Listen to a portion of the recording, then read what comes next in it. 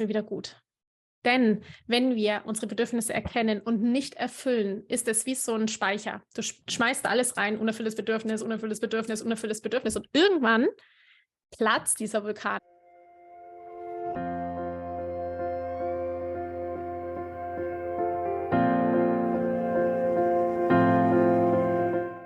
Hallo und herzlich willkommen bei Loslassen und gemeinsam wachsen, deinem Podcast rund um bewusste und bedingungslose Elternschaft.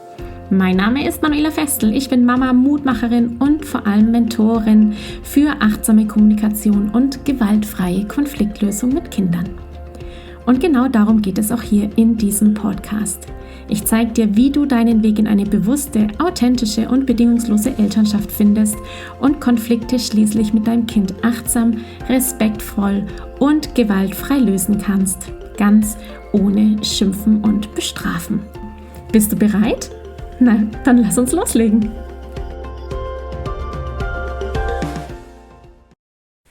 Hallo meine Liebe, schön, dass du wieder da bist hier im Podcast Loslassen und gemeinsam wachsen zu einer neuen Episode hier am Sonntag. Ich habe heute eine Frage einer Teilnehmerin meines Mentoring-Programms Gemeinsam wachsen für dich dabei. Für mein Mentoring, wenn du magst, möchte ich dich ganz herzlich dazu einladen, in den Shownotes auf den Link zu klicken, auf die Warteliste zu kommen, denn ich werde bald schon die Frauen, die auf dieser Warteliste sind, anschreiben, sie einladen und mit ihnen sprechen und zeigen, was gemeinsam wachsen ist, worauf sie sich freuen dürfen und wie diese Reise, diese Gruppen-Coaching-Reise, die wir da gehen, von der Wut zur Respekt- und liebevollen, gleichwürdigen Beziehung ausschauen wird. Also, hier der Claim für dich vorab. Wenn dich das interessiert, wenn du wissen willst, wie du wirklich liebevolle Beziehungen führst, und zwar durch dein Kind, durch den Konflikt mit deinem Kind, zu dir, zu deinem Kind, zu deinem Partner, dann ist gemeinsam wachsen the place to be.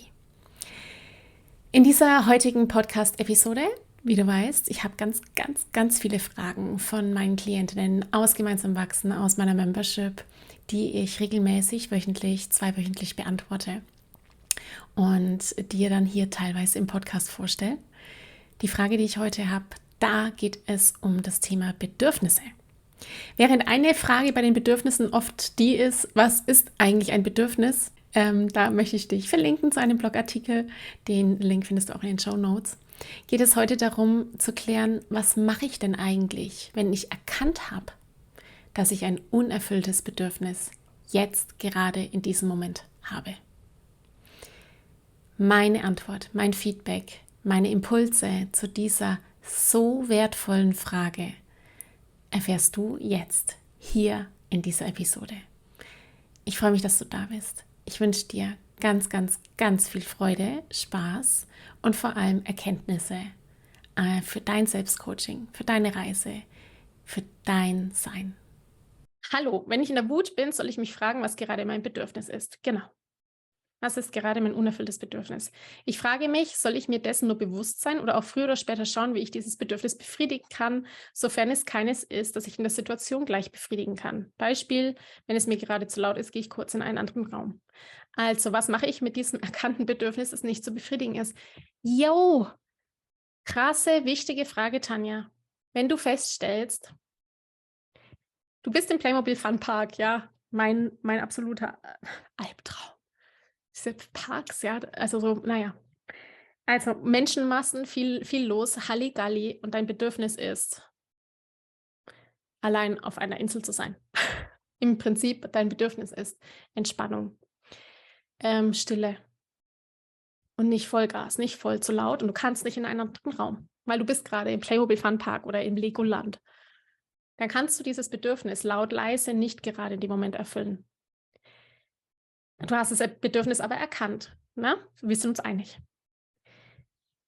Die Sache ist die, dass du dieses Bedürfnis jetzt, in dem Moment, wo du es nicht erfüllen kannst, erkennst bei dir selber und sagst, oh Tanja, ich habe gerade voll das Bedürfnis nach Stille.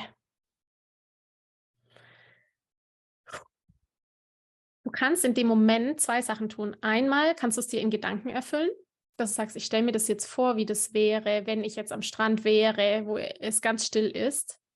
Und das stellst du dir wirklich richtig vor und atmest dazu. Dann wirst du feststellen, dass du den Stress, den du gerade hast, weil dein Körper reagiert ja schon mit Stress, weil es ist dir eigentlich viel zu laut. Das heißt, dein Herz schlägt schneller, ob du das willst oder nicht. Dein Körper ist in dem Stressmodus. In dem Moment kommst du wieder runter. Zumindest kurzfristig. Ja, also du kannst Dinge tun in dem Moment, die kurzfristig dein Stresslevel, der gerade ist, runterfahren. Das heißt, Erfüllung des Bedürfnisses in Gedanken, bewusstes Atmen, den Vagusnerv aktivieren, zum Beispiel indem du kaltes Wasser trinkst, kaltes Wasser auf die Pulsadern laufen lässt. Atmen, habe ich schon gesagt, atmen ist immer das Allerbeste. Ja, also das sind so Notstrategien für diese Momente, wo du dein erkanntes Bedürfnis gerade nicht erfüllen kannst. Ein erster Punkt. Zweiter Punkt ist, du verschiebst die Erfüllung des Bedürfnisses auf später. Und zwar mit ganz starkem Bewusstsein. Du sagst dir, oh Tanja, ich habe jetzt gerade volles Bedürfnis nach Ruhe und mir ist das hier alles viel zu laut und viel zu krass. Wenn ich heute Abend zu Hause bin, dann gehe ich in den Garten, auf die Terrasse, in mein Bett, aufs Sofa, mach alle Handys, Töne, sonst was aus und bin 5 Minuten lang nur für mich. Und das tust du dann bitte.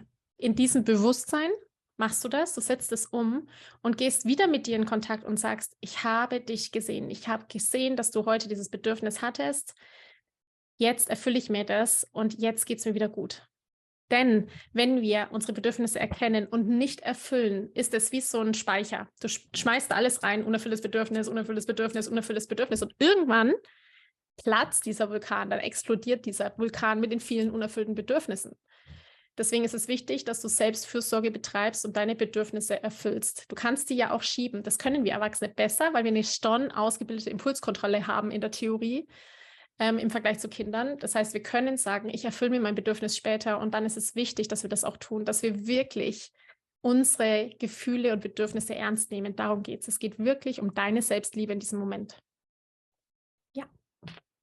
Andere Frage, du sagtest mal, oder es stand im Kursbuch, dass man nachfühlen, nachforschen soll, warum jemand etwas triggert. Ob da eine Situation in der Vergangenheit oder Kindheit war. Das fällt mir schwer, da ich gefühlt ein sehr schlechtes Gedächtnis habe und ich mich so schlecht an Vergangenes erinnern kann. Wie soll das denn funktionieren? Liebe Tanja, das ist tatsächlich ein größeres Thema, weil da geht es um die sogenannte Reise zum inneren Kind.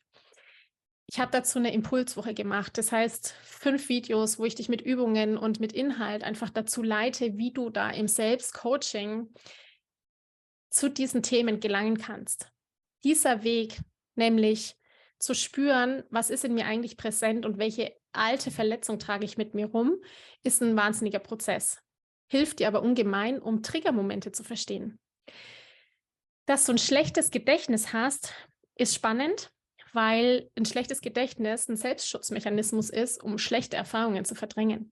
Also wenn du wirklich jetzt schon sagen kannst, ich hatte eine Klientin, die hat das auch gesagt und bei der war das wirklich auch extrem, die hat gesagt, sie kann sich überhaupt nicht mehr an ihre Kindheit erinnern. Und als wir im Gespräch waren, also in Übungen, im Gespräch, im Nachfragen, es war eine Einzelklientin natürlich, also bei sowas geht es auch fast nicht anders. Es geht eigentlich nicht anders. Es sei denn, jemand mag zuhören, aber es ist wirklich mit einem Arbeiten. Sind sehr viele Themen aufgeploppt, die mit Gewalterfahrung zu tun hatten, die mit Missbrauch zu tun haben, mit Alleingelassensein und so weiter. Das ist dann schon der Weg in die Therapie. Also da hört dann auch für mich das Coaching auf, da kann ich eine Zeit lang mit begleiten und habe dann auch die Klientin im Übrigen weitergeführt, dann in die Psychotherapie, weil dann einfach all diese vergangenen Erfahrungen, die man gut verdrängt hat, irgendwann an die Oberfläche kommen und dann natürlich auch von dem Psychotherapeuten begleitend, unterstützend angeschaut werden müssen, finde ich. Ja. Es geht aber letztendlich darum, dass wir in der Vergangenheit Erfahrungen gemacht haben. Wir haben in unserem Kopf, im Unterbewusstsein alles abgespeichert wie so ein Schwamm.